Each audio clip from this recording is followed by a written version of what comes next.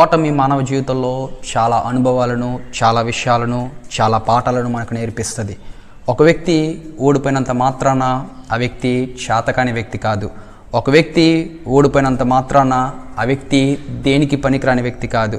ఒక వ్యక్తి ఓడిపోయినంత మాత్రాన ఆ వ్యక్తి జీవితము దేనికి పనికిరానట్లుగా మనకు కనబడుతూ ఉంటుంది. ఒక వ్యక్తి ఓడిపోయినంత మాత్రాన ఆ వ్యక్తి ఏమీ సాధించలేని వ్యక్తి కాదు. ఓటమి మనకి చాలా విషయాలు నేర్పుతూ ఉంటుంది. కూడా చాలా విషయాల్లో మనం ఓడిపోతూ ఉంటాము.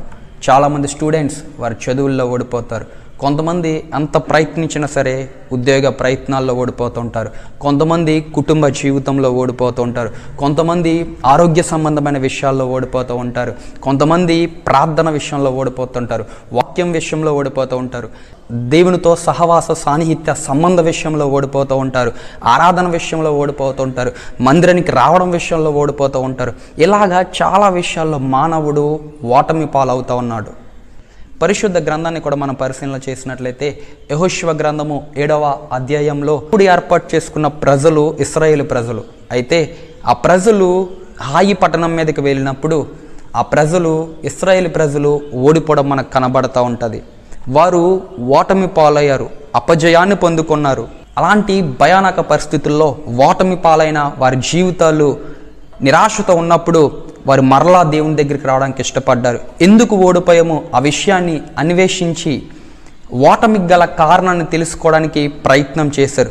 దేవుని సముఖానికి వచ్చి, దేవుని సన్నిధికి వచ్చి మోకరించి ఈ ఓటమికి గల కారణం ఏంటని దేవుని అడిగినప్పుడు దేవుడు చాలా స్పష్టంగా వారికి తెలియచేస్తాడు. ఇదిగో మీలో శపితమైనది ఒకటి ఉన్నది.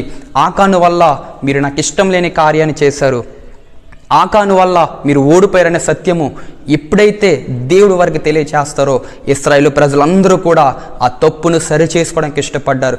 ఎందుకు ఓడిపోయామో తెలుసుకున్నారు. ఆ ఓటమికి గల కారణాన్ని అన్వేషించారు.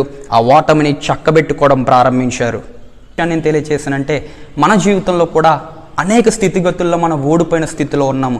అయితే ఆ ఓటమికి గల కారణాన్ని తెలుసుకుని దేవుని సహాయంతో ఎందుకు ఓడిపోతున్నామనే విషయాన్ని మనకు అర్థమైనప్పుడు, దేవుని సహాయంతో దాన్ని జయించడానికి ఇష్టపడినప్పుడు దేవుడు సహాయం చేస్తాడు. ఆ ఓటమికి గల కారణాన్ని తెలుసుకుని దాన్ని సరి చేసుకున్నప్పుడు ఇశ్రాయేలు ప్రజలు అలాగైతే హాయి పట్టణం మీద మరలా దండెత్తినప్పుడు వారి విజయాన్ని పొందుకున్నారో మన ఆత్మీయ జీవితంలో కూడా, మన ఆర్థిక స్థితిగతుల జీవితంలో కూడా, మన కుటుంబ జీవితంలో కూడా ఏ ఓటమైతే మనల్ని బంధిస్తుందో ఓటమికి గల కారణాన్ని తెలుసుకుని దేవుని సహాయంతో దాన్ని సరి చేసుకోవడానికి ఇష్టపడినప్పుడు మన జీవితంలో కూడా ఇశ్రాయేలు ప్రజల్లాగా మన విజయాన్ని పొందుకుంటాం.